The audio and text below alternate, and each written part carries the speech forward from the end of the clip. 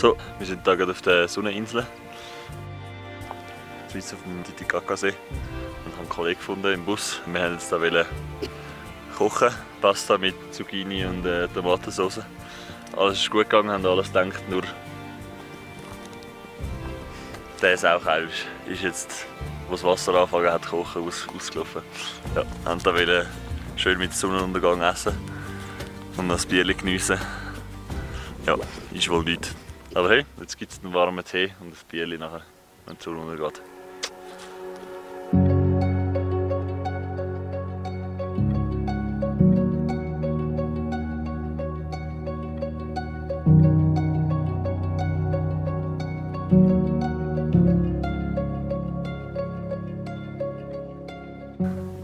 Söderli, schönen Nachmittag vom zweiten Camp von Huayna Potosí. Das wäre der Berg da oben, den man aber nicht sieht. Es ist hinter dem Zipfel da ist erst der Berg.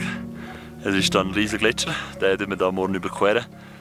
Wir sind momentan auf 5200 Meter und gehen morgen auf 6068, glaube ich, rauf. Ja, das heisst, mein erster 6000er. Von da unten kommen wir. Hinter dem Seeli sind wir raufgekommen. Die Guides haben uns gesagt, es bräuchte ungefähr 3 bis 4 Stunden. Wir sind in 1 Stunde 50 Minuten da oben gewesen. Wir sind also weit dabei und wir glauben, wir schaffen das morgen. Es sind dann Haufen Gruppen runtergekommen, wo wir raufgekommen sind, die gesagt haben, hey, 5 von 8 haben es nicht geschafft. Das hat uns ein bisschen Sorgen gemacht, aber wenn wir jetzt anstatt 3 bis 4 Stunden nur 2 Stunden, nicht mal 2 Stunden brauchen, um da raufzukommen, wenn es eigentlich völlig easy war, haben wir ziemlich viel Selbstvertrauen, dass wir das morgen schaffen. Morgen starten wir um 12 Uhr in der Nacht und laufen alles im Dunkeln rauf mit Taschenlampen und kommen dann bei Sonnenaufgang hoffentlich oben an und können dann runterlaufen. Ja, bis morgen auf dem Gipfel oder so. Keine Ahnung, wenn ich das nächste Update mache. Peace out. Söderli, es ist jetzt 12 Uhr in der Nacht oder 12:30 und wir laufen jetzt nicht los. Man sieht sich auf dem Gipfel. Söderli, oh.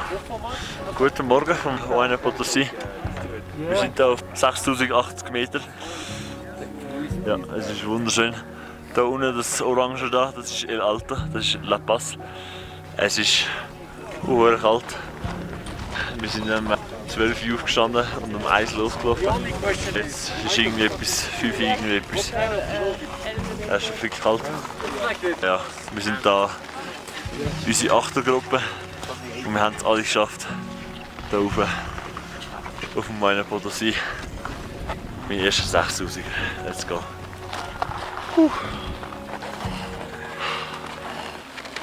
Are we happy? We are. We fucking made it. First 6000. Let's go. Woo! And such a beautiful view. Insane. Oh my god. Holy fuck. Can't believe it. Any words? Just unbelievable. Unbelievable. Yeah. Fuck yeah. And cold. And cold, yeah, it's fucking cold, yeah, I'm freezing away. Fingers off. Bye. See you next time.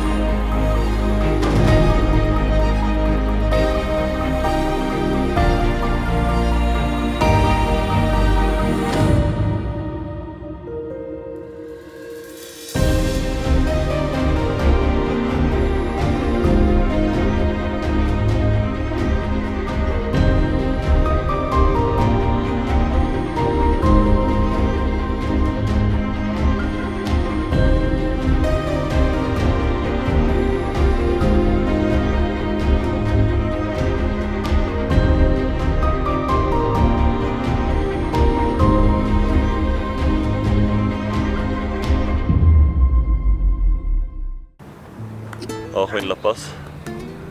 Ist riesig. Es sind ungefähr 3 Millionen Einwohner. Einfach gerade da unten. Und wir sind hier auf einem Höchplateau, das 4000 Meter oben ist. Es ist insane gross. Und dieses Hostel ist irgendjemand dort unten. Ja, crazy. So, ich bin jetzt gerade in einer Gondel in La Paz. Hier in La Paz oder allgemein in Bolivien sind sie ziemlich abergläubisch. Das heisst, wenn ein Häuschen gebaut wird oder wenn irgendetwas Kleines gebaut wird, wird das Lama oder das Alpaka geopfert. Und da sind wir jetzt in einer Brücke, die ein bisschen grösser ist. Ich weiss nicht, ob man die sieht. Ja, die sieht man da.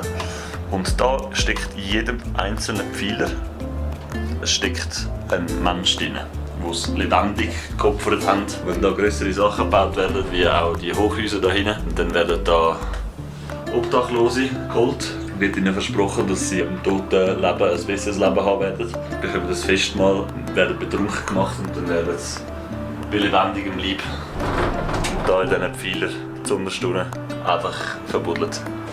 Das habe ich ziemlich heftig gefunden. Das hat mir gestern ein Architekt erzählt, wenn ich gegessen habe. Und ich habe es auch schon von vielen anderen gehört. Es ist einfach unvorstellbar, dass da unten einfach irgendwann mit dem Pfeiler drin, da unten zwei tote Menschen sind. Und in den Pfeiler gegenüber ebenso. Ja, und es ist gemäß Gesetz illegal, aber die Bauarbeiter die glauben so stark daran und glauben, dass wenn sie nicht opfern, dass sie nachher Pechsträhnen oder unglücklich werden oder weiss ich nicht was, oder verfolgt werden. Darum schaut einfach jeder weg, wenn die Bauarbeiter dann auch dort einen Menschen verbuddeln. Aber sonst genieße ich meine Zeit in Bolivien. Das ist schön. Ich bin auf der Death Road noch. Sali, ich bin jetzt hier auf einem Ausblick mitten in La Paz zwischen den zwei Stadtteilen. Es ist gerade langsam ein richtiger Sonnenuntergang. Ist wunderschön. Hier ist die Sonne. Da unten ist so der Hauptteil der Stadt, wo ich mich auch meistens aufgehalten habe. Und da hinten hat es halt den anderen Teil. Und da hinter dem Hügel ist noch ein anderer Stadtteil, aber gehört alles zu La Paz. Ich genieße es hier auf jeden Fall mit der schönen Sonne. Ja, ich würde jetzt hier noch ein bisschen chillen. Und dann irgendwann, wenn die Sonne untergeht, würde ich dann vermutlich runtergehen. Söderli. Guten Morgen, guten Nachmittag besser gesagt. Ich bin jetzt hier gerade von Oruro, wo 3 Stunden weg ist von La Paz. Bin ich jetzt gerade gefahren. Ich bin gerade in der Lamas drin. Der schaut mich auch schon so verdächtig an, wenn ich einen Schritt näher mache, dann spuckt er mich das auch sehr an. Mein Gott, die sind so herzig.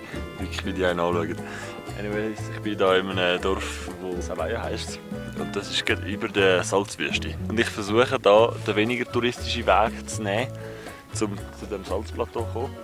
Und ich nehme mir morgen ein Taxi für 400 Bolivianos, das sind 40 Stutz, das ist ein bisschen teuer. Hin und zurück, wird irgendwie 3-4 Stunden brauchen. Mein Gott, das ist auch sehr teuer. Hä? Du? Ja. Von denen habe ich gerade vorher einen gesehen, der geschlachtet wird. Einfach so mitten auf der Straße und der einfach mal die Haut abgezogen. Und aus Blütenrand und das Zeugs gemeint. Wenn ich rede, schauen mich die alle komisch an. Das ist so geil. Und auch die Einheimischen schauen mich komisch an. Und ich bin da by the way zwischen einem Haufen Vulkan, das ist ein Vulkan, das ist auch nochmal ein Vulkan. Alles Vulkan da. Ja, die aber nicht mehr aktiv sind. So, wir sind jetzt hier gerade im Taxi am Fahren. Ich bin jetzt gerade in Richtung Salzwüste. Voll. Und es ist da eine wunderschöne Aussicht überall. Er fährt da fast 80 Hunderte. Das ist ein Vulkan.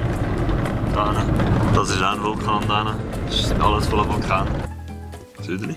Jetzt sind wir hier in der Salzwüste. Und ich steige mal das erste Mal aus dem Auto aus. Oh, Junge. Das ist riesig. Und dort hinten sieht es so aus, als würde die Insel schweben, weil sie so weit weg ist und so viel Sonne und so viel Hitze und alles. Das ist ein riesiger Vulkan da. Ja, da haben wir alles Salz. Und es ist nicht wirklich trocken, also es hat da so. Probieren, ob es auch wirklich Salz ist. Boah, das ist definitiv Salz.